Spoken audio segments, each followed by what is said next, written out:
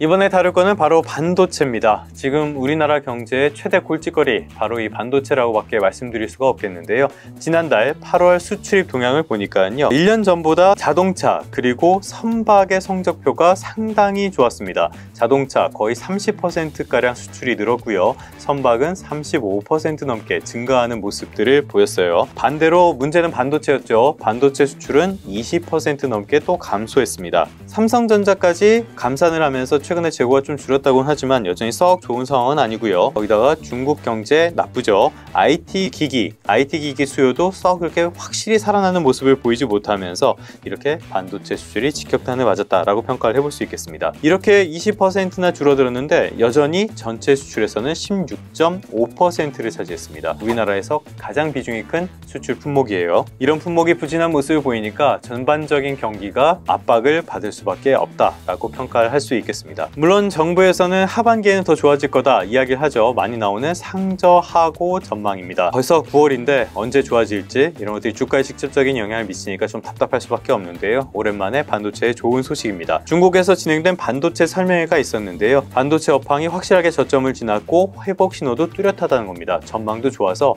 내년부터는 확실한 회복세를 보일 거라는 건데요. 실제로 반등세를 보일 수 있을 것인지, 또 최근에 여러 보도를 통해서 보는 것처럼 중국산 반도체의 거센 도전, 이런 것들도 직면해 있는 국내 기업들이 얼마나 선전을 하게 될 것인지, 이런 것들은 이정환 한양대학교 교수와 함께 이야기를 나눠보도록 하겠습니다.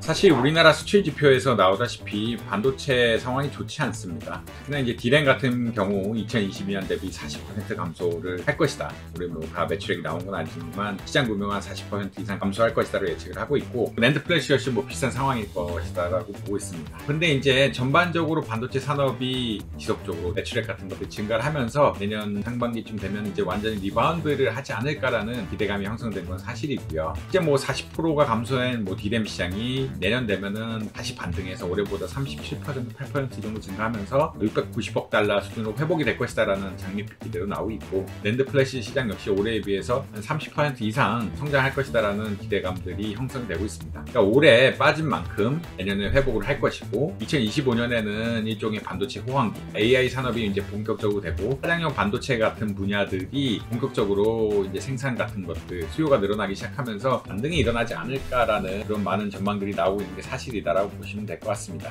원래 기대는 올해 하반기에 반등하지 않을까라는 기대감들이 대표적이었는데, 올해 전반적으로 생산량을 줄인 것도 있고 재고 소진을 하면서 적극적으로 반등하기는 좀 어려운 상황이다라고 보고 있는 것 같습니다. 내년에 반등이 있고 이후 어떤 급격한 성장이 있지 않을까라는 뭐 희망적인 기대감들이 좀 뻗어나가고 있다라고 보시면 될 것 같습니다. 국내 기업이 독주 가능한 분야는 역시 메모리 반도체 분야겠죠. 올해 말부터 이제 삼성전자나 SK 하이닉스가 메모리 반도체 기업 이 분야를 중심으로 해서 대규모 설비 투자를 나설 거라고 생각을 할 거라고 보고 있고요. 테크 기업들이 이제 AI 시장에 선정하기 위해서 서버 투자를 늘리면서 이런 것들이 아마 가능하지 않을까라고 보여지고 있습니다. 그러니까 전반적으로 이제 설비 투자 계획들을 이제 글로벌리 보면은 올해 하반기부터 늘어나기 시작하고, 이것이 결국은 어떤 반등의 계기가 나타나는 것이 아니냐라는 생각을 할 거고요. 결국 연산을 할 수 있는 AI 프로세서를 위한 것들이긴 한데, AI 프로세서를 하려고 그러면 또 메모리 반도체도 필요하기 때문에 이런 상황이 발생하지 않을까라고 보고 있습니다. 근데 이제 뭐 다른 분야는 아직까지 우리나라가 좀 부족하다라고 보죠. 뭐 팹리스라든지 이제 파운드리 분야는 아직까지 글로벌 경쟁력이 대만이라든지 다른 나라들에 비해서 현격히 떨어지고 있는 상황이기 때문에 그 분야는 좀 어떻게 보면 시간이 걸려서 회복이 될 거긴 하지만, 내년에 D램 반도체가 생산이 늘어나게 된다라 그러면 아무래도 결국은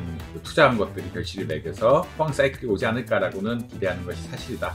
특히나 2025년 뭐 AI 호황이라는 이야기 나올 정도로 AI 기반의 어떤 설비들이 늘어나게 될 것이고, 이런 설비를 장착하기 위해 사용되는 메모리 반도체들을 위해서 삼성전자라든지 SK 하이닉스가 매출이 급격하게 증가하지 않을까라고는 예측을 하고 있다라고 아마 이해를 하시면 될 것 같습니다. 전반적으로 시장이 커가기 때문에 이제 글로벌 경쟁이 불가피하냐 뭐 이런 이슈가 있는데, 아무래도 뭐 D램 분야는 우리나라 강점이 있고요.